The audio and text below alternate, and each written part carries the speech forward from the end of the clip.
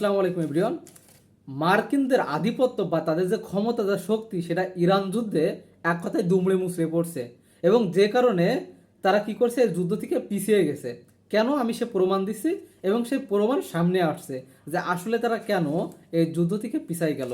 দেখেন, সাধারণতভাবে আপনি চিন্তা করেন যে ইরানের আজকে কি ছিল, যুদ্ধবিরতি সেই দিন ছিল যেখানে ডোনাল্ড ট্রাম্প যুদ্ধবিরতি আরও বাড়াইছে, কিন্তু অন্যদিকে ইরান কিন্তু কোনো যুদ্ধবিরতি বাড়ায় নাই এবং যুদ্ধবিরতি শেষ বলে ইরানিরা আজকে আনন্দ উৎসব করছে যে আজকে যুদ্ধবিরতি শেষ, তার মানে আবার আক্রমণ শুরু হবে। সো তাদের কিন্তু ভয় পাওয়ার কথা ছিল, কিন্তু তারা কিন্তু ভয় না, তারা কিন্তু উচ্ছ্বাসিত।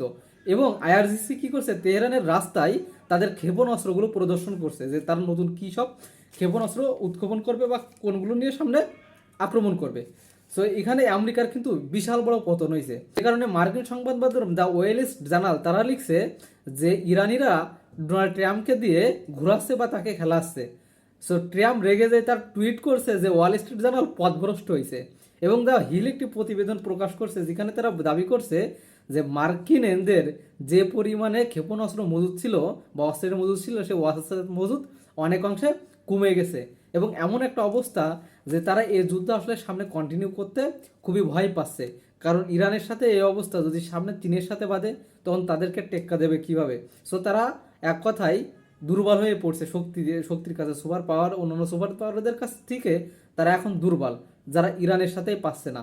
এবং তার থেকে বড় কথা যে সামনের বছর বা 27 সাল পর্যন্ত যে তাদের যে বাজেট প্রকাশ করা হয়েছে সেখানে $1.5 ট্রিলিয়ন জাস্ট আপনার এই কি করছে, এই মিলিটারি খাতে ব্যয় করার জন্য প্রস্তাব করা হয়েছে এবং মিলিটারি অবকাঠামো উন্নয়ন, অস্ত্র উন্নয়ন এবং নামি দামি নামি দামি প্রযুক্তির জন্য $750 বিলিয়ন বরাদ্দ করছে এবং টোটাল অবকাঠামোর জন্য বরাদ্দ করছে $1.5 ট্রিলিয়ন। মানে কতটা টাকা তারা ইনভেস্ট করতেছে, কারণ তাদের কাছে আসলে এখন এই যুদ্ধে এত পরিমাণে ক্ষতিগ্রস্ত হয়েছে যে কারণে তারা মধ্যপ্রাচ্য সহ বিশ্বের ইউরোপীয় ইউনিয়ন বা ইউরোপীয় যেসব দেশগুলোতে যারা অস্ত্র সাপ্লাই দেয় তাদেরকে অস্ত্র দিতে পারছে না, কারণ তাদের অস্ত্র সংকট। যে কারণে তাদের বলছে যে তারা কিছুদিন অস্ত্র দেবে। সুতরাং তাদের মার্কেট বাজারের অবস্থা এতই খারাপ যে তারা যে রপ্তানি করে অস্ত্র, সে অস্ত্র রপ্তানি করতে পারছে না, সেখানে তারা যুদ্ধ করবে কেমনে। এবং তাদের এই বরাদ্দ মিলিটারি অবকাঠামো, নৌবাহিনী থেকে শুরু করে এমন কোনো সেক্টর নাই যেখানে বিশেষ করে ড্রোন প্রযুক্তি, মিসাইল প্রযুক্তি এবং তাদের বিমানগুলো আরও অত্যাধুনিক এয়ারক্রাফট। সো এখানে তারা বিশাল বড় বড় মানে বাজেট নিয়ে এসে ডোনাল্ড ট্রাম্পের এই প্রশাসন। তার মানে এই যুদ্ধে আমেরিকা কতটা ড্যামেজ হয়েছে এবং বিশ্বে তাদের কতটা ভাবমূর্তি নষ্ট হয়েছে যে মনে করতে আমেরিকা সুপার পাওয়ার, তাদের সামনে আসলে কেউ দাঁড়াতে পারবে না, সে নিমিষেই যে কাউকে ডিস্ট্রয় করে দিতে পারে।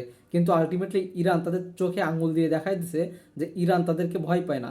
যেখানে ইরান পায় না সেখানে চীন রাশিয়ার কথা তো বাদই দিলাম।